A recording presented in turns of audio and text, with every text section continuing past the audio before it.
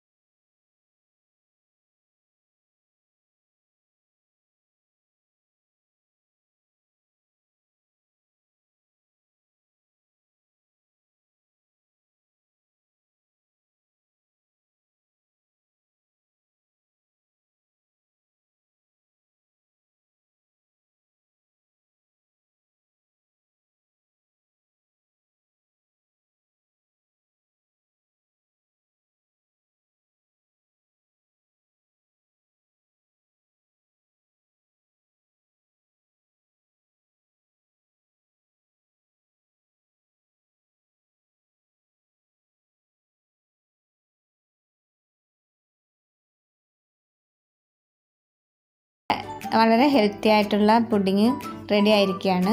ഇനി ഇത് ഫ്രിഡ്ജിൽ ഒരു 2-3 മണിക്കൂർ സെറ്റ് ചെയ്യാൻ വെക്കണം. അങ്ങനെ ഒരു 2-3 മണിക്കൂറിന് ശേഷം ഫ്രിഡ്ജിൽ നിന്ന് എടുത്തിട്ടുണ്ട്. അത് ഞാൻ കുറച്ചെടുത്ത് ടേസ്റ്റ് ചെയ്ത് നോക്കുകയാണ് കേട്ടോ. അപ്പം വളരെ ടേസ്റ്റ് ഉണ്ടായിരുന്നു ഇത് കഴിച്ചിട്ട്. നമ്മൾ പ്രത്യേകിച്ച് ഇതിനകത്ത് മധുരമൊന്നും ആഡ് ചെയ്തിട്ടില്ല. ഡേറ്റ്സിൻ്റെ നല്ല മധുരം ഉണ്ടായിരുന്നു. അപ്പം വളരെ ഹെൽത്തി ആയിട്ട് നമുക്കൊരു മധുരം കഴിക്കണമെന്ന് തോന്നുമ്പോൾ ഇതുണ്ടാക്കി കഴിക്കാം.